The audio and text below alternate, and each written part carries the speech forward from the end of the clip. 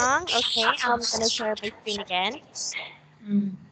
Okay, so we are going to talk about what presents are suitable for a wedding in your country. So, what are the presents that are suitable for a wedding in your country?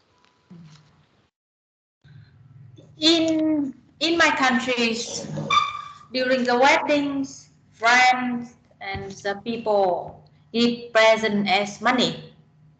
But some people like I know from UK that they give bride and groom give a list already what they need to buy, and some and then friend can choose to buy something like a furniture or a cooker or something like that, and then they make present by think.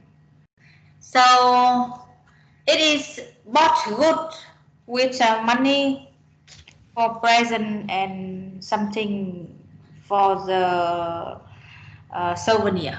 I think so. Okay, all right. So, Miss Fang, wait, I have to correct you. So, you said give present as money. So, you should say give presents like money, not as, like money. Okay, we present like money. And then Miss Fang, repeat after me, furniture. Mm. Can you Furniture. one more time? Furniture. Furniture. Okay, that's better. Next is it's much good for money. You should say it's better than money because we are comparing. If you're going to compare, like for Mm. example, this is better than this one. So when you're comparing two things and the other one is more beautiful, you should say much better, Yeah. more beautiful, more attractive. But for Mm. example, Miss Fang, okay, I'll explain to you why, okay? Mm. Yes. So this is my present. Mm. And then this is your present. This Mm. is our friend's present. Mm. Mine is small. Yours Mm. is mine is small,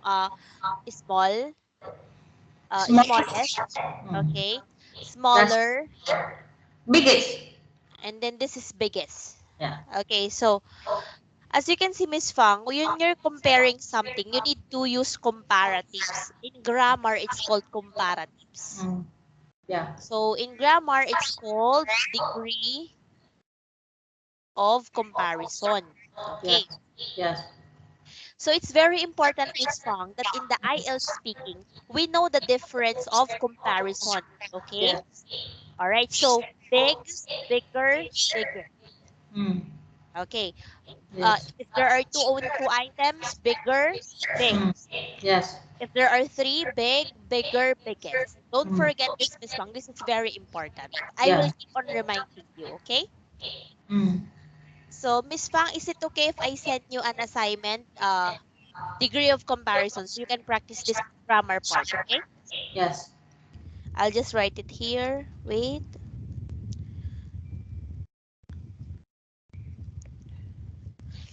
I'll send this as an activity. Okay.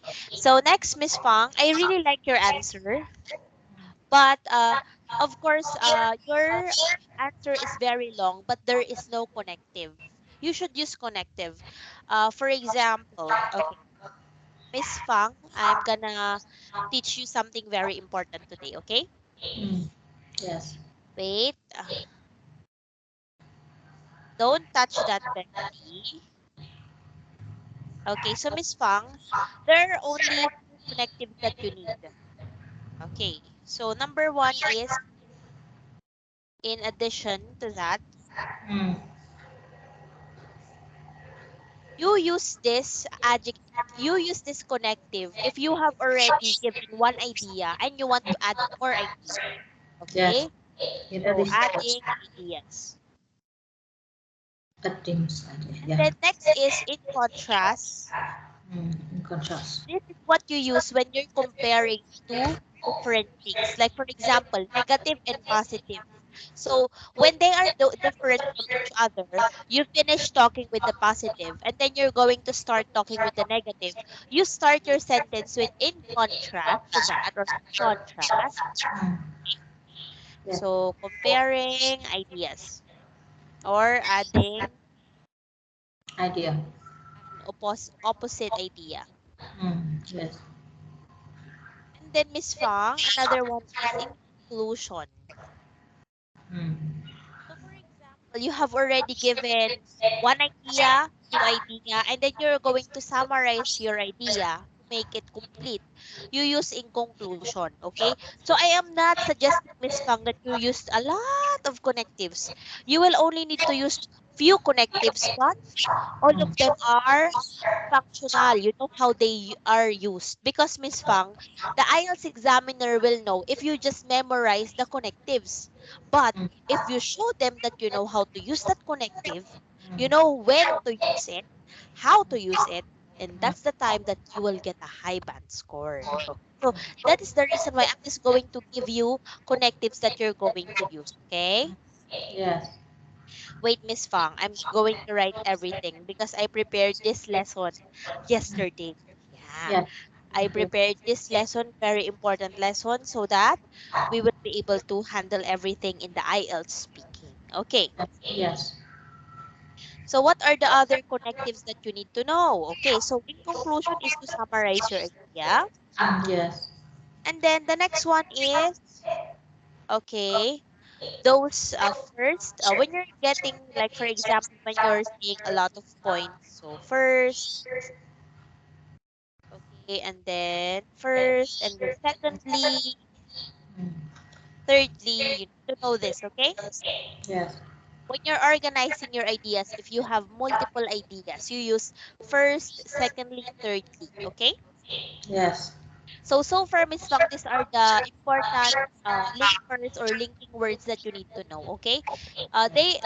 There are different names for this. They are all often called linkers, connectives, Mm. cohesive devices, but they are all the same, okay? Yes. All right. So, Miss Fang, please take note of this. Please don't forget about this, okay? Yes. Yes. All right. So, next question, Miss Fang. Do you think money spent on a wedding is wasted? No, I don't think so. The wedding is a very special event for uh, everyone. So normally people want to make it very luxury and beautiful. They spend money for photos, for food, for decoration.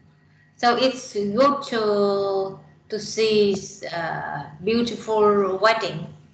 So I think uh, money spent for wedding is not really worth. Very nice answer. That is a 6.5 score for that answer, Miss Fang. And Miss Fang, instead of saying very luxury, since you're describing it, very luxurious. It Luxurious. should be luxurious, not luxury. Luxurious. Luxurious. Luxurious. Yes, luxurious. Luxurious. Yes, okay. That's the only mistake that I noticed. So one more thing is for makeup, photo, you should only use for one time. For photo, makeup, food, and cake like that. So only one for. Not for makeup, for cake, Taking for photos, food and decoration. that's right. Yeah. And then Miss Fang, avoid saying yeah, the filler word okay. Mm. But you know, Miss Fang, compared to yesterday, you have lesser filler words today. Those, they are called filler words. But today you have only lesser filler words, so that's good. Okay, so we're improving. Okay, all right. So let's go to the next question. Why do non-religious people choose to get married in churches? Um, in to get married in church have something special, and it depends on real, religious uh, Religion. religion. Religion is it religion? Uh, People with believe about resource. Is this resource? How to spend? How to speak? Okay, if it's the people, we say religious people. But if Mm. it's the culture or tradition, we call religion. Okay. With some people, I mean, almost people with religious uh, organize some marriage in the church with organization of the chairman who I don't know how to say, but actually I'm not really in religious, so I don't know about that actually. Oh, okay. That's also okay to admit that you are not aware of this. But it's also okay, Miss Fang, that you need to add your idea. Like, for example, maybe they are going there because it's for, Miss Fang, in the Philippines, people Mm. don't always go to church. But if Yeah. they're going to get married, they go to church because it's part of the tradition. Like, even Uh, if they don't go to church, they go to churches because they get married. And that's part. And they think that if you don't go to church, the wedding is not good. uh, Yeah, so it's more of how people will think of them if if they don't get married in the church. It's more of them like very concerned with how people will see them, not because they want to get married in the church. Yes.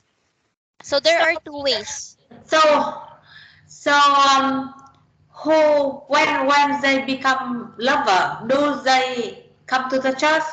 No, they just go there if they want to get married.